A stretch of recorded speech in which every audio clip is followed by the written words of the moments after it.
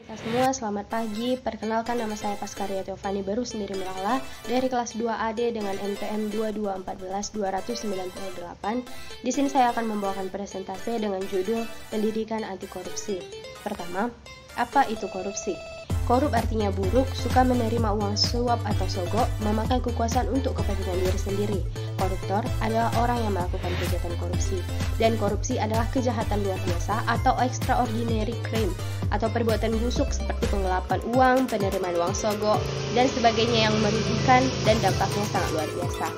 Yang kedua, gerakan anti korupsi. Berdasarkan Undang-Undang Nomor 30 Tahun 2002, pemberantasan tindak pidana korupsi dirumuskan sebagai tindakan untuk mencegah dan memberantas tindak pidana korupsi melalui upaya koordinasi, supervisi, monitor, penyelidikan, penyidikan, penuntutan, dan pemeriksaan di sidang pengadilan dengan peran serta masyarakat berdasarkan peraturan perundang-undangan yang berlaku.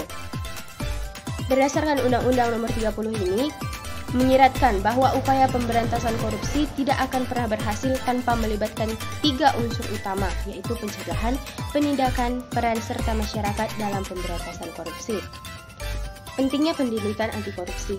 Peran serta mahasiswa dalam upaya pemberantasan korupsi akan maksimal jika mahasiswa 1. Memahami pengetahuan tentang korupsi dan upaya pemberantasannya. Yang kedua, menerapkan nilai-nilai anti korupsi dalam dirinya sendiri, dapat dicapai melalui pendidikan yang seperti saat ini kita lakukan.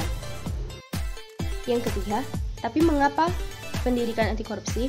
Karena pendidikan anti korupsi memakai 3 pendekatan, yaitu pendekatan hukum, pendekatan bisnis, dan pendekatan pasar. Mari kita bahas satu persatu, dimulai dari pendekatan hukum. Pendekatan hukum itu dimulai dari penegakan hukum, aturan hukum, aparat hukum, bertindak cepat, biaya tinggi, tapi masalahnya justru muncul dari aparat hukum. Yang kedua, pendekatan bisnis, mengadakan kompetisi sehat dalam kinerja dengan hadiah intensif bagi karyawan sehingga orang tidak perlu korupsi. Dan yang ketiga, di pendekatan pasar, menciptakan kompetisi antar penyedia barang atau jasa sehingga semua berlomba menunjukkan kinerja yang baik. Mereka tidak harus korupsi karena yang dipilih adalah pelayanan mereka. Tapi mengapa kasus-kasus korupsi terus terungkap dan koruptor-koruptor baru terus lahir? Mari kita bahas. Karena upaya dalam ketiga pendekatan sebelumnya itu belum maksimal, maka perlu didampingi dengan upaya pendekatan budaya.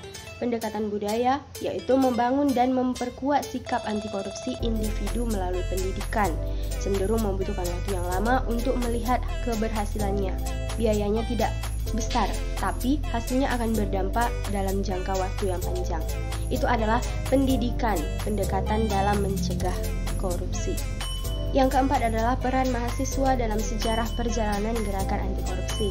Mahasiswa mempunyai peranan yang sangat penting. Peranan tersebut tercatat dalam peristiwa-peristiwa yang besar dimulai dari kebangkitan nasional tahun 1908 sampai lahirnya Orde Baru tahun 1996 dan reformasi tahun 1998. Tidak dapat dipungkiri bahwa dalam peristiwa-peristiwa besar tersebut, mahasiswa tampil di depan sebagai motor penggerak dalam berbagai gagasan, semangat dan idealisme yang mereka miliki.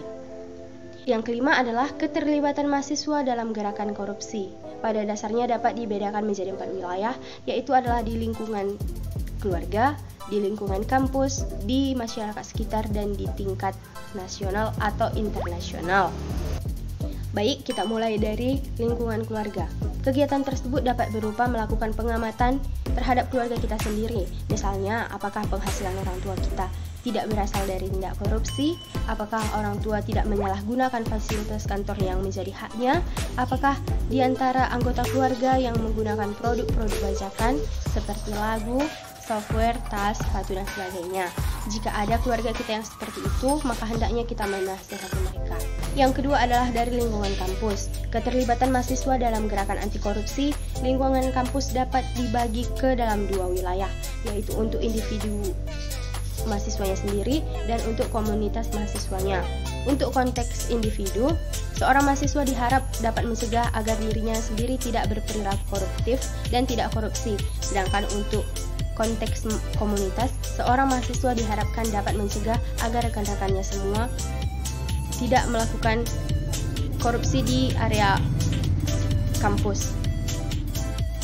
Dan yang ketiga, di masyarakat sekitar.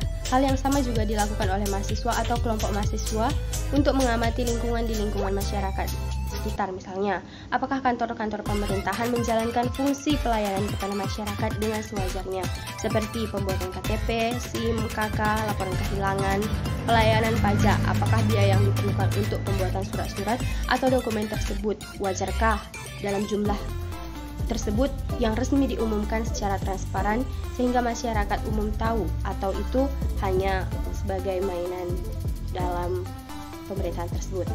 Yang keempat, dalam tingkat lokal atau internasional. Dalam konteks nasional, keterlibatan mahasiswa dalam gerakan anti korupsi bertujuan untuk dapat mencegah terjadinya perilaku koruptif dan tindak korupsi yang masih terjalankan di masyarakat. Mahasiswa dengan kompetensi yang dimilikinya dapat menjadi pemimpin atau leader dalam gerakan massa anti korupsi, baik yang bersifat lokal maupun nasional. Nah, kesimpulan dan pesan yang dapat saya sampaikan adalah mahasiswa diharapkan dapat tampil di depan sebagai penggerak gerakan anti korupsi yang didukung oleh kompetisi dasar yang mereka miliki.